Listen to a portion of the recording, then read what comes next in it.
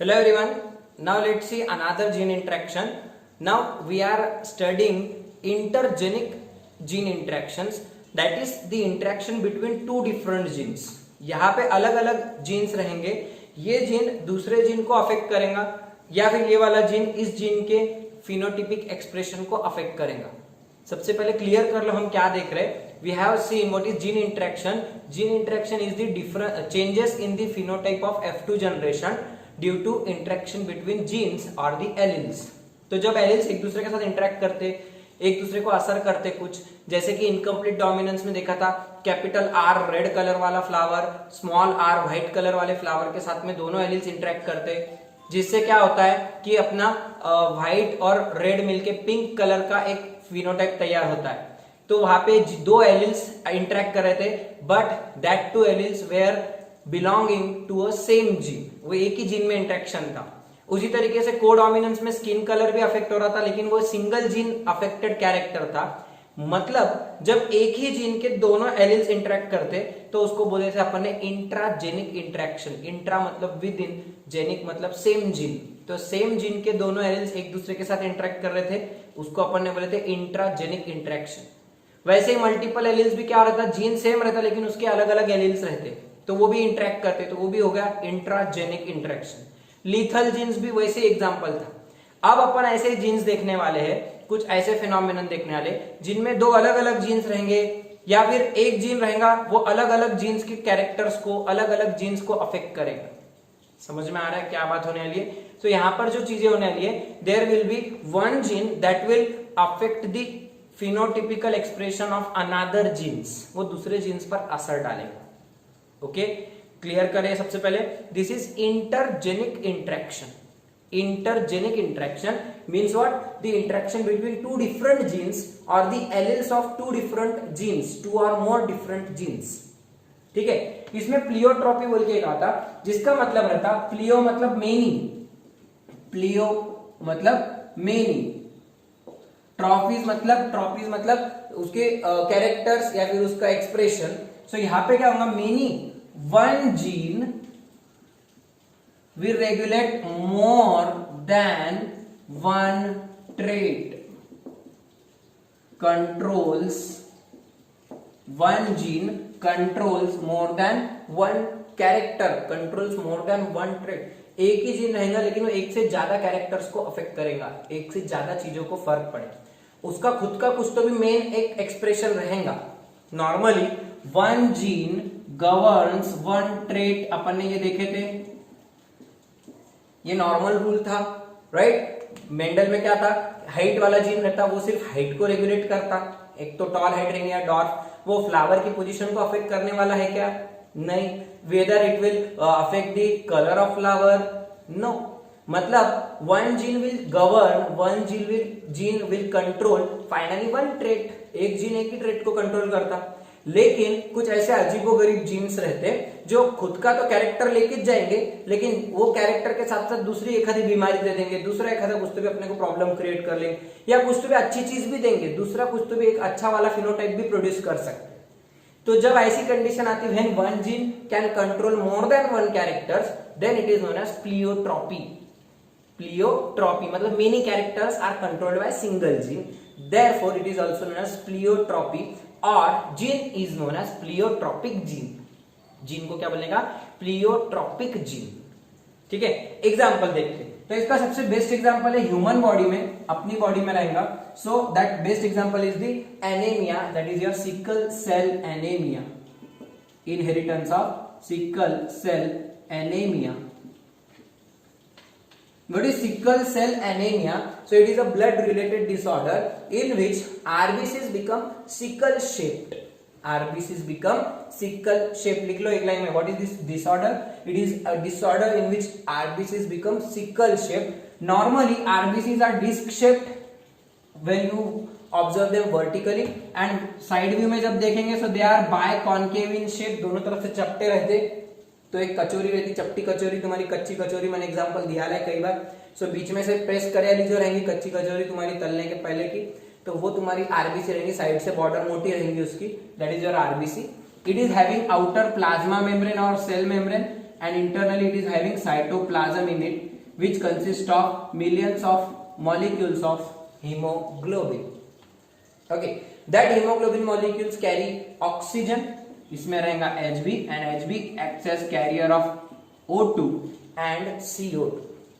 Right, this is the function, this is structure which we have studied in circulation chapter, body fluids and circulation in 11th.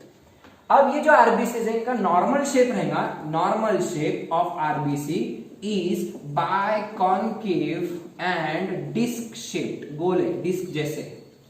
But when these RBCs their shape changes and it becomes sickle shape, just like your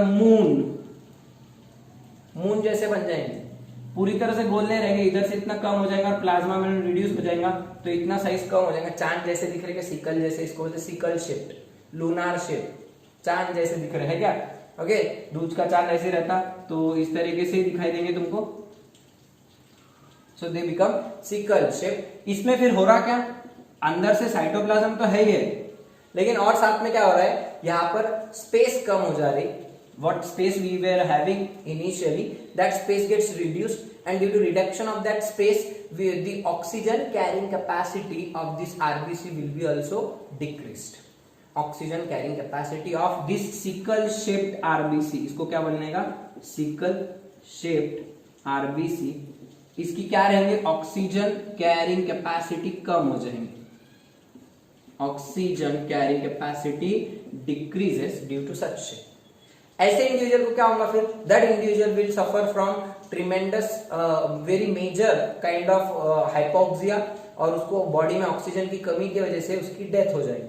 and that death will occur within the female's body, और embryonic condition में उसकी death हो जाएगी, और that individual may live up to some certain years, up to some age, but before attaining puberty, before attaining reproductive age, that individual will die.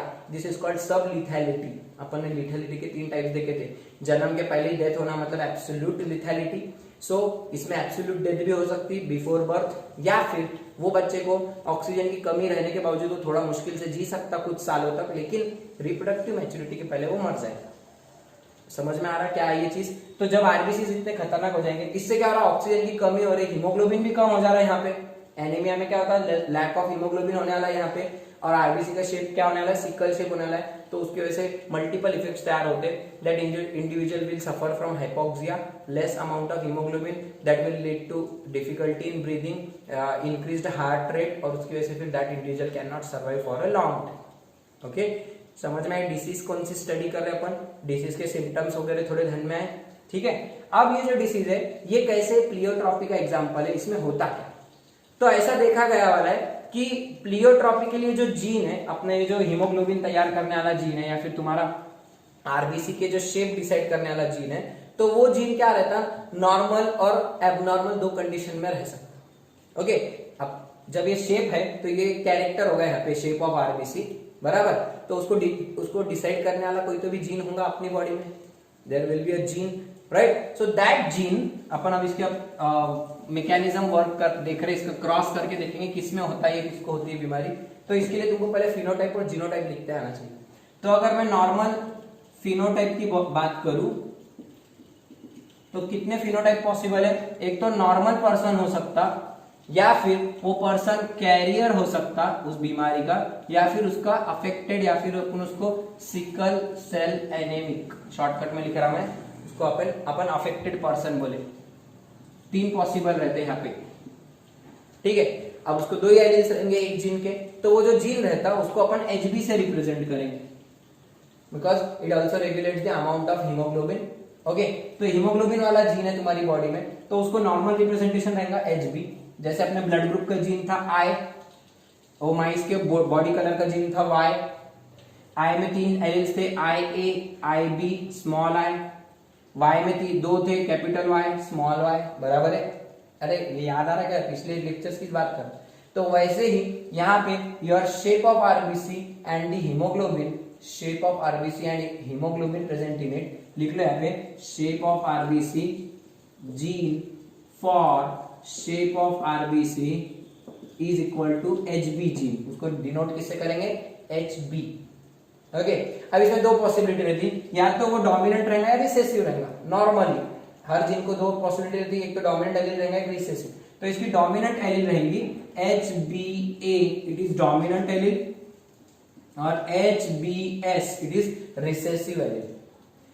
HBA will produce normal RBCs और HBS will produce sickle shaped RBCs। HBA क्या produce करेंगे? Normal size के normal shape के RBCs बनेंगे अपने disc जैसे, लेकिन HBS वाला जो एलील रहेगा it will be responsible formation of sickle shaped RBCs. लेकिन ये डोमिनेंट है और ये रिसेसिव है। लिख के रखो, ये नोट करके रखो, equal to dominant equal to recessive, क्योंकि तुमको एमसीक्यू में पूछ सकते हैं। अब इससे पॉसिबल जीनोटाइप्स बना के बताओ भला, क्या क्या पॉसिबल जीनोटाइप्स है? एक डोमिनेंट, एक अपन होमोजाइगस हेटेरोजाइगस कंडीशंस बनाते हैं इसकी, तो कैपिटल टी कैसे बनाते हैं? Capital T capital T capital T small T और स्मॉल टी स्मॉल टी, ये तीन रहती है। इसकी क्या तीन बनेंगी?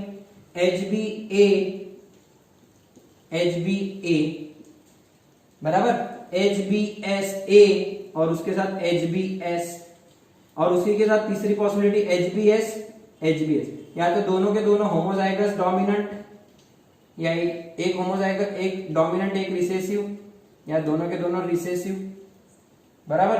तो इस तरीके के तीन कंडीशंस पॉसिबल होंगे। अब ये जो रहेगा ये होमोजाइगस नॉर्मल रहेगा, है इसके आरबीसी नॉर्मल रहेंगे क्योंकि दोनों के दोनों नॉर्मल आरबीसी वाले एलील्स प्रेजेंट है। उसी तरीके से इसके क्या रहेंगे? एक ये हेटेरोजाइगस कंडीशन है, लेकिन इसमें एक डोमिनेंट है एक रिसेसिव है, तो एक्सप्रेस कौन होता है? Normally dominant. तो फिर इसका एक्सप्रेशन क्या है? हेटेरोजाइगस रहेगा, लेकिन ये नॉर्मल रहेगा, राइट। लेकिन ये बच्चा देखो, इसमें क्या है? एक स्मॉल एस है, इसमें भी स्मॉल एस, तो स्मॉल एस दोनों के दोनों क्या करेगा? यहाँ पे सिकल शेप्ड आरबीसीज बनेंगे। समझ रहे क्या कर रहा मैं? जीनोटाइप्स पहले बनाया, जीनोटाइप्स बनाने के लिए मुझे जीन मालूम है ना, जीन के दो एलील्स रहेंगे। तो जीन कौन सा है अपना? Haemoglobin gene, represented by gene HB। It is responsible for shape of RBC. It has two alleles, one dominant allele, one recessive allele. Dominant allele HBA produces normal RBCs of normal shape, whereas HBS produces RBCs of sickle shaped, right? So make the possibilities homozygous condition, heterozygous condition, homozygous recessive. तो HBA तो phenotypes क्या बने? यहाँ पे लिख लो, ये phenotypes तीन बने ना अपने, तो यहाँ पे लिखने का क्या है? जीनोटाइप्स क्या रहेंगे उसके पॉसिबल? जीनोटाइप्स टेबल बना लो, ऐसा याद रहेगा फिर जल्दी से। ओके, क्या है? नॉर्मल की क्या था? HBA ये एग्जैक्टली 100% नॉर्मल HBA। जबकि ये वाला क्या है? हेटेरोजाइगस है, लेकिन एक इस हेटेरोजाइगस है होते हुए भी यहाँ पे थोड़ा सा ध्यान दो, ये कैरियर है। This individual is a carrier because though it is not showing any symptom of that disease, though this individual is appearing normal, it is having normal RBCs, but it also has a gene, allele that may produce your sickle cell of your RBC। आगे जाके हो सकता है इसके बच्चों में ये जाएगा तो इसके बच्चों को फिर वो बीमारी हो जाए। तो ऐसे जो इंडिविजुअल रहते हैं जो दिखते नॉर्मल लेकिन उनके अंदर ये जीन एलील प्रेजेंट रहता बीमारी करने वाला, उनको बोलने का कैरियर। जैसे कोरोना में अभी आप देख रहे हैं कुछ लोग नॉर्मल दिख रहे हैं लेकिन उनके अंदर कोरोना होते हुए भी क्या हो रहा? कोरोना के सिम्टम्स नहीं आ रहे। तो ऐसे बीमारी वालों को क्या बोलते हैं अपन? They are called carriers because they are not showing any symptom but they may spread that disease to others. Similarly here this person is also normal but it is asymptomatic, it will not shows any symptom of this disease, but this person may show that may transmit this gene or this allele to next generation। तो एक ऐसे person को क्या बोलने का? जो अगली generation को बीमार कर सकता है उसको बोलने का कैरियर। तो उसका क्या रहेगा? HBA HBS। समझा? कैरियर किसको बोलने का? Heterozygotes are generally carriers because they have dominant gene as well as recessive gene, so they are carriers। Similarly HBS इसका क्या बनेगा? This will be affected individual HBS। समझ गया? हाउ टू राइट दी। पहले तो फिनोटाइप्स और जीनोटाइप्स बनाते आगे। अगर आपको किसी ने पूछा which of the following individual is a normal individual with normal RBCs? HBA। A decides the shape of RBC, normal shape of RBC. HbS क्या रहेगा, इट विल बी कैरियर। और HbS मतलब ये होमोजाइगस रिसेसिव कंडीशन है, this is homozygous recessive, मतलब sickle cell anaemia कौन सी condition में होने वाली बीमारी है, it will occur in homozygous recessive condition. कल अपन ने चूहे मारे थे, जो प्रीवियस लेक्चर में येलो कलर के चूहे मर गए थे, वो होमोजाइगस डोमिनेंट कलर में मारे थे चूहे, याद है क्या, mouse lethal genes. So capital Y वाला जो माउस था उसकी डेथ हो गई थी होमोजाइगस डोमिनेंट में। आज कौन सी कंडीशन में हो रही डेथ, होमोजाइगस, लेकिन कौन सी, recessive. Let's see, let's do the cross. अब देखो, अब इसमें क्रॉस कौन सा लेने का, फिनोट, अगर अपने को क्रॉस लेने का कि किसके बच्चों को इसका ट्रांसमिशन कैसे होगा, कि कौन से बच्चों को ये डिसीज होंगी, इसको नहीं होंगी।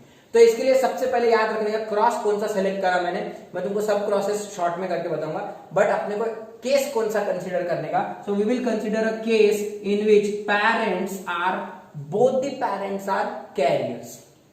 The case is both the parents are carrier. Note करके रखो, स्टार करके रखो, क्या केस सेलेक्ट करने का, when both the parents are carriers. Condition समझी क्या लेने की, दोनों कैरियर सेलेक्ट करने। चलो बनाओ cross, female crossed with mail, parent के बाद लिखते फिनोटाइप, जीनोटाइप, गैमेट, राइट, उसके बाद F1 जनरेशन। चलो फिनोटाइप क्या है, this is carrier means heterozygous normal, and this is also heterozygous normal RBCs. Normal मतलब नॉर्मल आरबीसीज लेने का, ओके, नॉर्मल आरबीसी। चलो जीनोटाइप मेन है, जीनोटाइप क्या, कैरियर का जीनोटाइप क्या रहता, दिस वन। तो अपने को दोनों को यही लेना पड़ेगा, कैरियर लेना। कल भी अपने चूहे मारने के लिए कैरियर लिए थे, याद है क्या, आज भी HbA HbS crossed with HbA HbS। चलो गैमेट्स कैसा बनाएंगे, वर्टिकली दोनों एलिल्स को सेपरेट कर दो, HbA को अलग कर दो HbS को, तो इसका क्या बनेगा, HbA HbS crossed with same,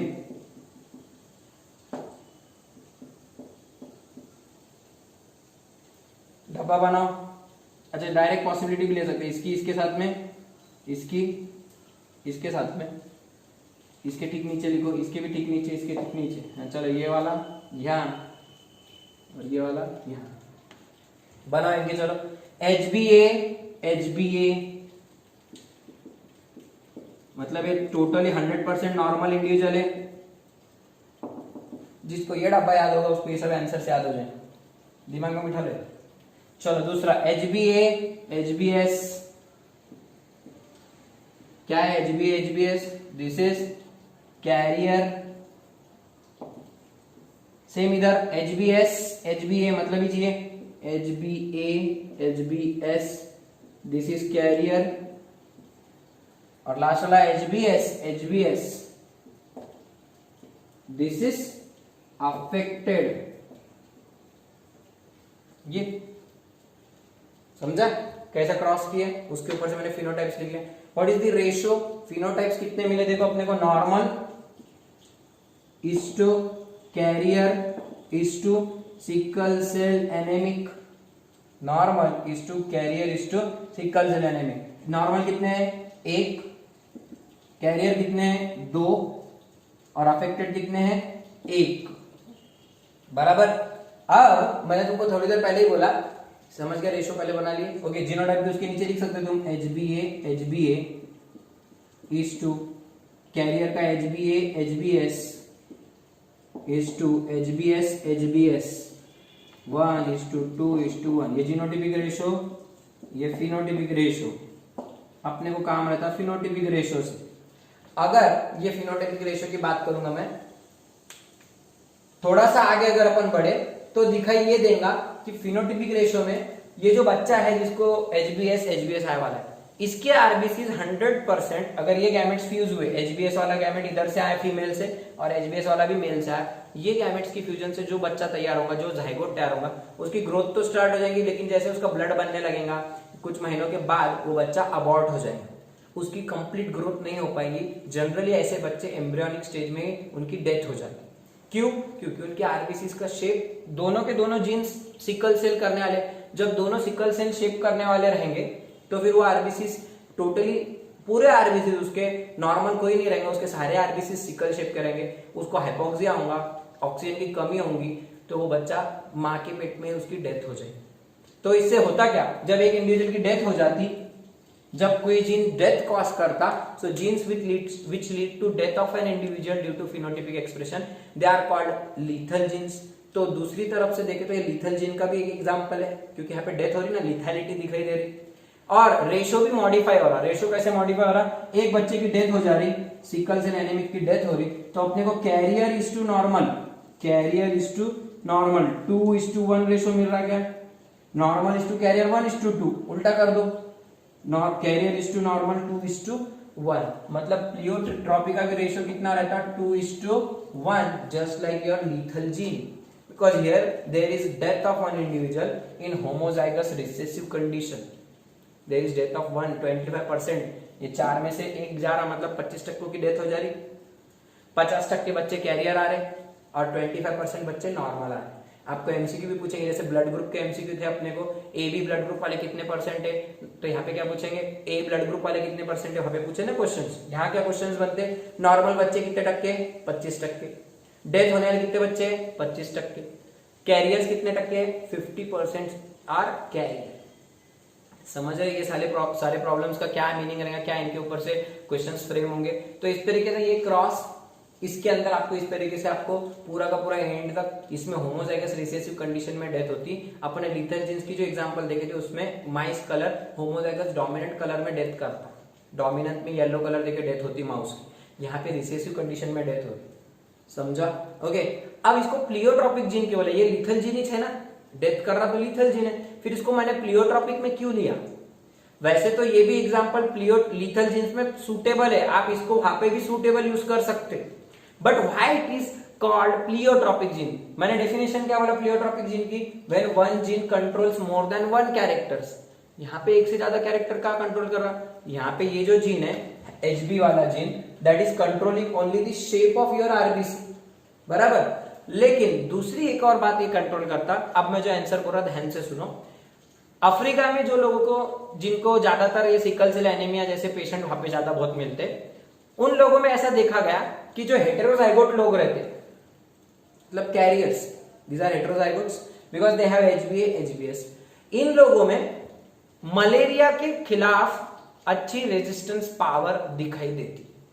the person having carrier और the heterozygotic genotype, they are resistant to malaria, उनको मलेरिया वाली बीमारी नहीं होती।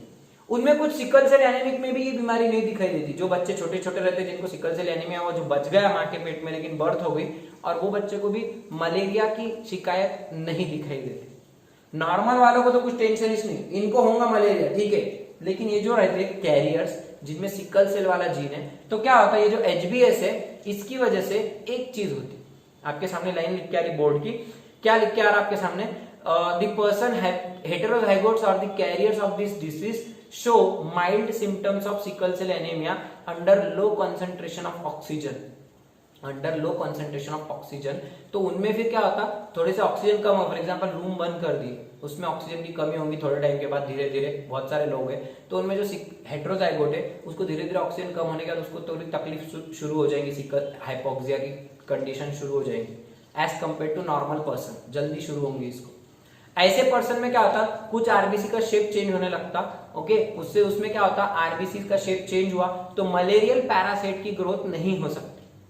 आरबीसी का जो नॉर्मल शेप है उसके अंदर मलेरिया का जो पैरासाइट रहेगा तुम्हारा प्लाज्मोडियम, उसका असेक्सुअल रिप्रोडक्शन होने वाला रहता है, it is called erythrocytic schizogony, right. वहां पे शिजॉन्स तैयार होते हैं इरिथ्रोसाइट में, तो वो आरबीसी जब नॉर्मल शेप की रहेंगी तो उसके अंदर रिंग फॉर्म, ट्रोफोजॉइट्स, गैमेटोसाइट्स, ये अलग अलग शिजॉन्स तैयार होते हैं। लेकिन आरबीसी का अगर शेप बदल गया तो वो जो मलेरियल पैरासाइट रहता है उसकी ग्रोथ ही नहीं हो पाती, क्योंकि उसको रिंग लाइक स्ट्रक्चर लगता, वो जब रिप्रोडक्शन करता तो गोल गोल घूमेगा, अंदर फिर रिंग्स तैयार होंगे, लेकिन गोल घूमने के लिए जगह नहीं, क्योंकि एक ऐसा इधर जाएगा लेकिन यहाँ पे एंड हो जा रहा, इधर जाएगा यहाँ पे, तो उसको सर्कुलर मोशन में घूमना नहीं आएगा, उसकी वजह से प्लाज्मोडियम की डेथ हो जाती है। और ऐसे पर्सन को फिर आरबीसी सिकल शेप रहने की वजह से मलेरिया को भी रेजिस्टेंस पावर बढ़ जाता, उसको मलेरिया नहीं होता। क्या बोला मैं, ध्यान में आया क्या, a person which is carrier of this disease, that person will be resistant to malaria. देखो मतलब दो कैरेक्टर हो गए. This gene is deciding the shape of RBC as well as it is providing the resistance against malaria. Its own main function is to decide the shape of RBC. Along with that, it is also providing resistance against malaria. Means it is governing two characters at a time. This is a single gene, but it governs two characters. It controls the shape of RBC as well as it provides resistance against malaria. Therefore, this gene is the best example of pleiotropic gene. समझ में आया इसको pleiotropic gene क्यों बोले? A gene which can control more than one character. Okay, that gene is known as pleiotropic gene and the phenomenon is known as pleiotropy. Normally one gene governs one character, but in this condition one gene in sickle cell anemia controls the shape of RBC as well as it provides resistance to malaria in heterozygotic condition.